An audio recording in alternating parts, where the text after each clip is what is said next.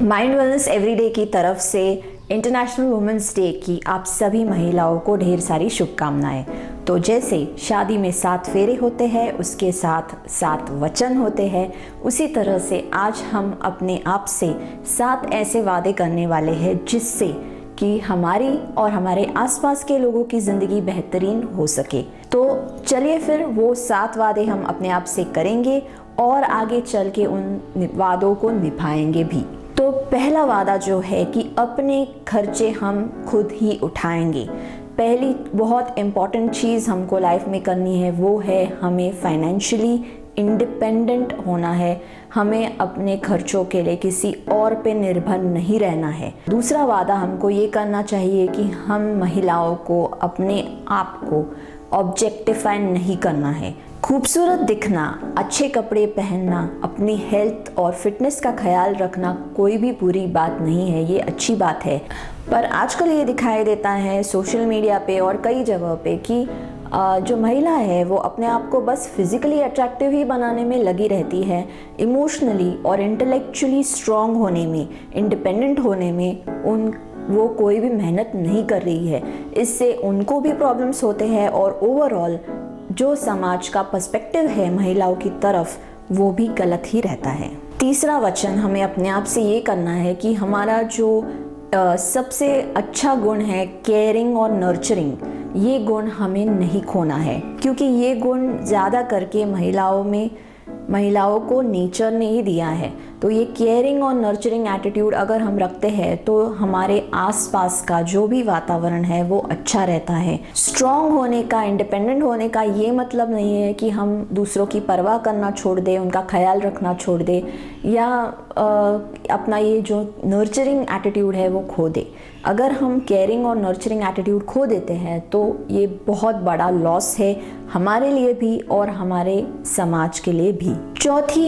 चौथी इम्पॉर्टेंट बात हमें अपने आप को प्रॉमिस करनी है कि हम दूसरों का ख्याल रखते रखते अपने आप को नहीं भूलेंगे।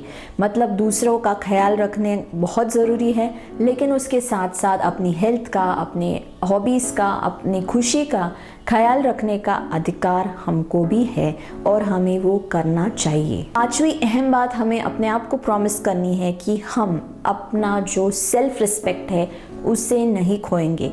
चाहे वो अपना हो, पराया हो, कोई रिश्तेदार हो, दोस्त हो, कोई भी हो, अगर वो हमारी सेल्फ रिस्पेक्ट को कॉम्प्रोमाइज़ करने की बात करता है तो हमें ना बोलना सीखना चाहिए और हमें वो कॉम्प्रोमाइज़ नहीं करने चाहिए। हम ही सिखाते हैं दूसरों को कि हमें कैसे ट्रीट किया जाए। अगर हम अपने आप को कैसे भी ट्रीटमेंट कोई भी दे तो हम सह लेते हैं, तो इसका मतलब ये हुआ कि हम दूसरों को सिखा रहे हैं कि हम कुछ भी टॉलरेट करने को तैयार है, जो नहीं होना चाहिए।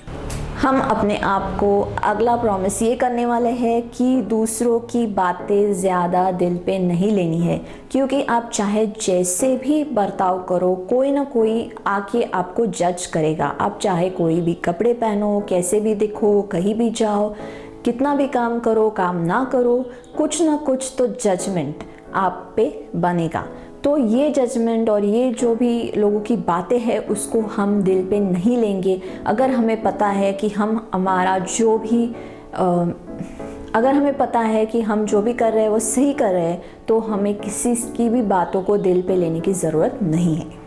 और 7वां और इम्पॉर्टेंट वचन ये है कि हमें एक प्रोग्रेसिव और ओपन माइंडेड एटीट्यूड रखना है। एलेनोर रूजवेल्ट का एक बहुत खूबसूरत सा कोट है और वो ये है कि वो बोलती है, well behaved women rarely make history. इसका मतलब ये है, अगर आप प्रोग्रेसिव एटीट्यूड नहीं रखोगे, जो भी समाज ने आपका एक दायरा बनाया है या जो भी आपको चीज़ें आप पे थोपे हैं वो आप निभाते जाओगे, तो ना समाज प्रोग्रेस कर पाएगा ना आप। तो अगर आपको इक्वालिटी चाहिए, आपको समाज में रिस्पेक्ट चाहिए, तो आपको प्रोग्रेसिव एटीट्यूड रखना बहुत अहम है। और इसके लिए आपको किसी से डरने की ज़रूरत नहीं है। आपको एक ओपन माइंडेड एटीट्यूड रखना है और आगे बढ़ना है। अगर हम पीछे मुड़ के देखेंगे और समाज के ढांचे में बिना ढले जिन्होंने निडर होकर कुछ अच्छा कर दिखाया है, वही महिलाओं ने हिस्ट्री को रचा है। तो आप एक एग्जाम्पल ले सकते हो, जैसे कि सावित्रीबाई फुले। उन्होंने अगर पत्थर खा के कोई स्कूल्स नहीं बनाए होते तो आज कई महिलाएं शिक्षा लेने से वंचित रह जाती। तो ये वादे हम अपने आप से करने वाले हैं और इन्हें निभाने वाले हैं। Wish you all the best in life.